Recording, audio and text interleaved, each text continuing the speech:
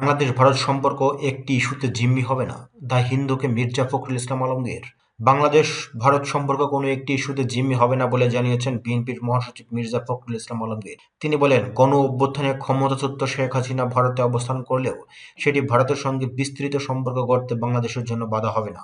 সোমবার গুলশানে দলীয় কার্যালয়ে ভারতীয় সংবাদ মাধ্যম দ্য হিন্দুকে দেওয়া একান্ত সাক্ষাৎকারে তিনি এসব কথা বলেন। এ সময় তিনি দ্য হিন্দুকে জানান, যেসব প্রকল্পে বাংলাদেশের স্বার্থ আছে সেগুলো এগিয়ে নেওয়া হবে এবং ভারতের সঙ্গে উন্নয়ন অংশীদারি বেগবান করা হবে। বিএনপি মহাসচিব বলেন, আমরা বিশ্বাস করি শেখ হাসিনা গুরুতর মানবাধিকার লঙ্ঘন করেছেন। জনগণের মধ্যে তাকে বিচারের মুখোমুখি করার জোর দাবি রয়েছে। আমরা মনে করি ভারতের উচিত আমাদের কাছে তাকে হস্তান্তর করা। কিন্তু ভারত যদি শেখ হাসিনাকে বাংলাদেশে ফেরত নাও দেয়, তাতেও বাণিজ্য ও অর্থনৈতিক সম্পর্ক সহ বিস্তৃত সম্পর্ক গড়ে তোলার ক্ষেত্রে তা কোনো বাধা হবে না। আমরা আরও উন্নত সম্পর্ক গড়ে তুলতে চাই।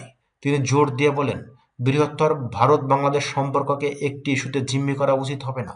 2024 সালে গণ অভ্যুত্থানের পর শেখ হাসিনা ও আওয়ামী লীগের বেশ কয়েকজন জ্যেষ্ঠ নেতা পালিয়ে ভারতে আশ্রয় নেন। অন্তর্বর্তী সরকার গত 17 মাস ধরে তাদের প্রত্যাবর্তনের জন্য ভারতের প্রতি অনুরোধ জানালেও নয়াদিল্লি এ বিষয়ে কোনো সাড়া দেয়নি।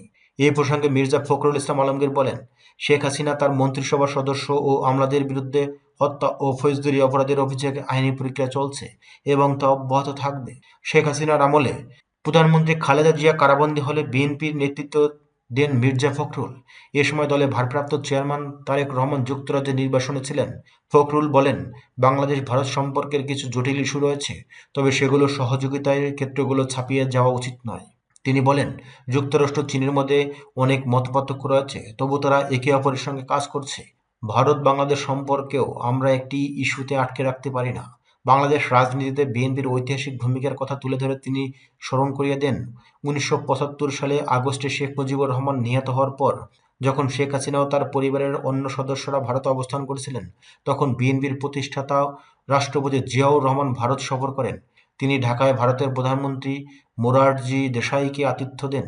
পরে 1980 সালের জানুয়ারিতে তিনি দিল্লি সফর করে ইন্দিরা গান্ধীর সঙ্গে সাক্ষাৎ করেন। সেই সময় শেখ হাসিনা রাজনৈতিক আত্মপ্রকাশের জন্য দেশে ফিরে পড়ার পরিকল্পনা করেছিলেন। মির্জা ফখরুল বললেন, এটাই ছিল রাষ্ট্রনায়কোচিত দৃষ্টিভঙ্গি। তিনি বলেন, আগামী বছরের আগেই গঙ্গা পানি বণ্টন চুক্তির নবায়ন প্রসঙ্গে ফারাক্কাবাদের পানির বিষয়টি সামনে আসবে। পাশাপাশি সীমান্ত হত্যা নিয়ে আলোচনা প্রয়োজন। আমাদের অবশ্যই এসব বিষয় নিয়ে কথা বলতে হবে। ফখরুল আরও বলেন, ভারতের সঙ্গে আমরা যুদ্ধ করতে পারি না। আমাদের কথা বলতে হবে। যারা ভারতের সঙ্গে যুদ্ধের কথা বলে তারা উন্মাদের মতো কথা বলে। এমন সব গুরুত্বপূর্ণ আপডেট পেতে চ্যানেলটি সাবস্ক্রাইব করুন। সাথে থাকার জন্য ধন্যবাদ।